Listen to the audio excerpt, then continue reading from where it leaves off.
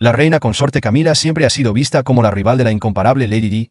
En la opinión pública, fue incluso considerada responsable de su trágica muerte en 1997. ¿Qué se sabe de la vida privada de Camila, tanto antes como después de su relación con el monarca? Resulta que el príncipe Carlos, para su desgracia, era un hombre de un solo amor.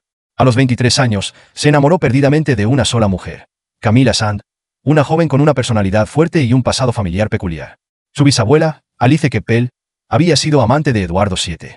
En una fiesta, Camila se le acercó al príncipe y, en tono de broma, le dijo: «Por cierto, Su Alteza, mi bisabuela fue amante de su tatarabuelo.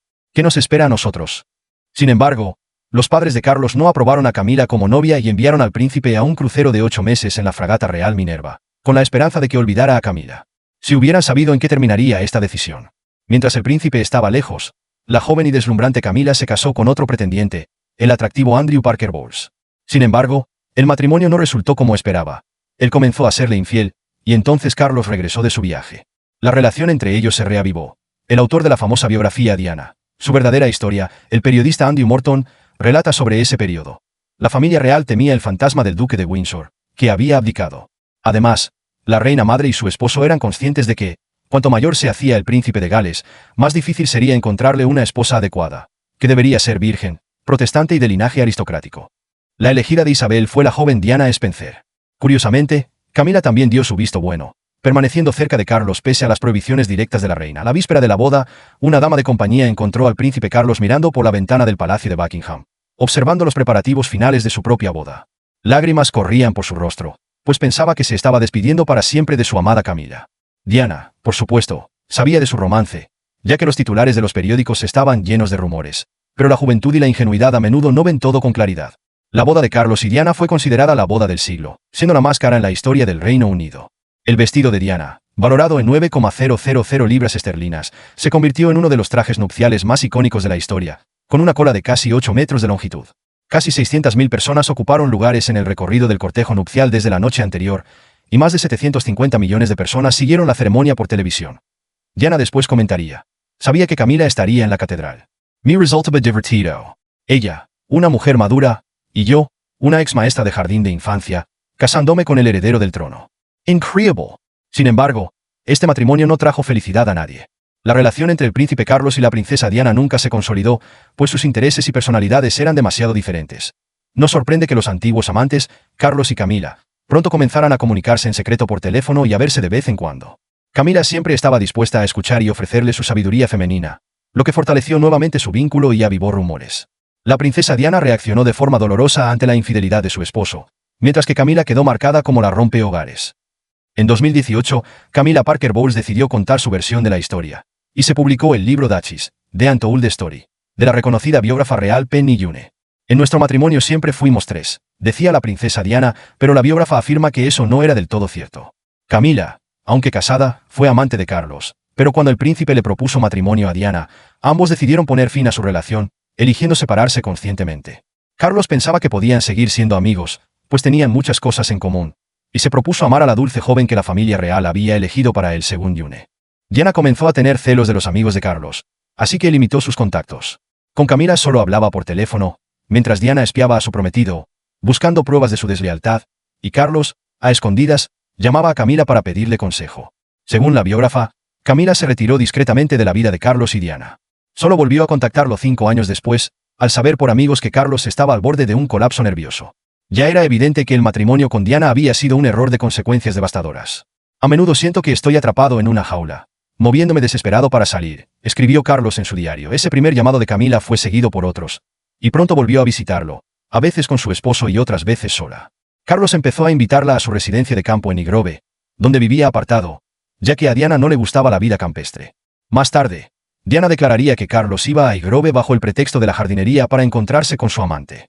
Pero en realidad, Carlos se había trasladado allí mucho antes de retomar su relación con Camila.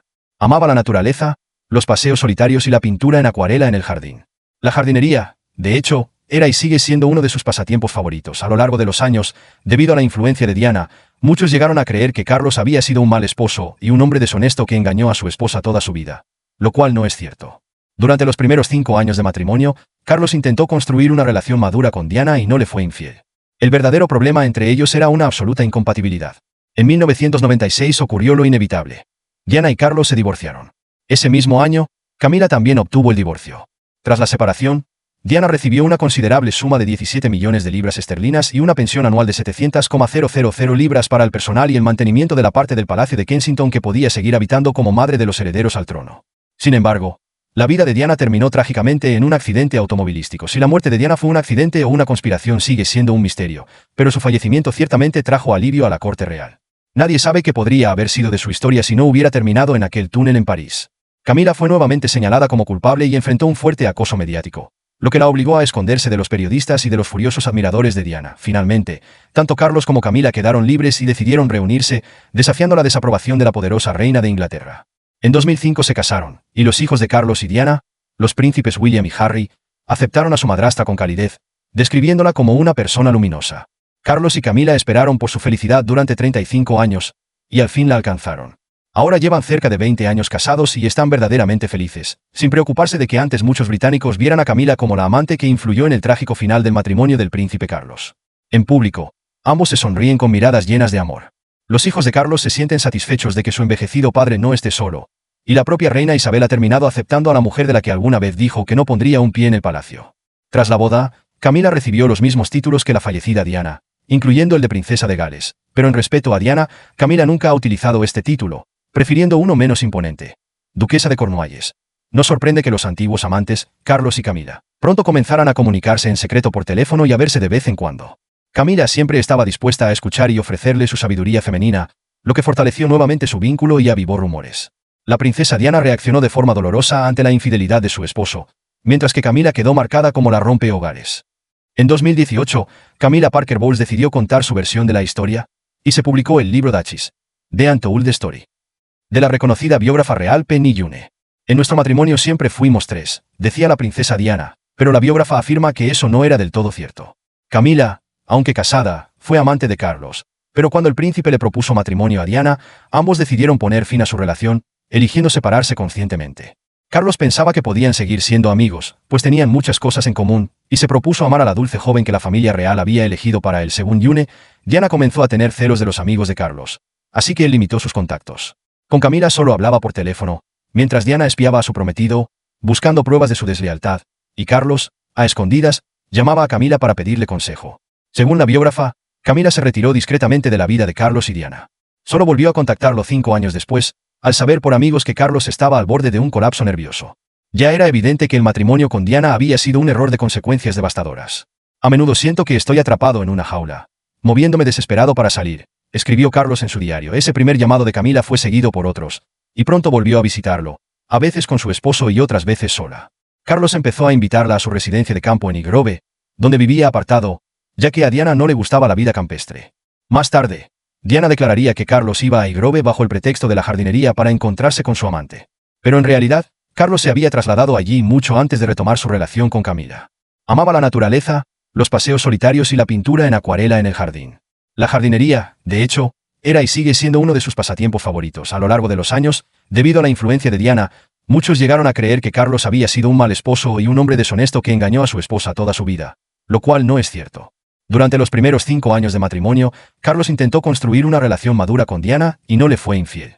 El verdadero problema entre ellos era una absoluta incompatibilidad. En 1996 ocurrió lo inevitable. Diana y Carlos se divorciaron.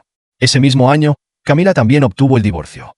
Tras la separación, Diana recibió una considerable suma de 17 millones de libras esterlinas y una pensión anual de 700,000 libras para el personal y el mantenimiento de la parte del Palacio de Kensington que podía seguir habitando como madre de los herederos al trono. Sin embargo, la vida de Diana terminó trágicamente en un accidente automovilístico. Si la muerte de Diana fue un accidente o una conspiración sigue siendo un misterio, pero su fallecimiento ciertamente trajo alivio a la corte real. Nadie sabe qué podría haber sido de su historia si no hubiera terminado en aquel túnel en París. Camila fue nuevamente señalada como culpable y enfrentó un fuerte acoso mediático, lo que la obligó a esconderse de los periodistas y de los furiosos admiradores de Diana. Finalmente, tanto Carlos como Camila quedaron libres y decidieron reunirse, desafiando la desaprobación de la poderosa reina de Inglaterra. En 2005 se casaron, y los hijos de Carlos y Diana, los príncipes William y Harry, aceptaron a su madrastra con calidez, describiéndola como una persona luminosa. Carlos y Camila esperaron por su felicidad durante 35 años, y al fin la alcanzaron.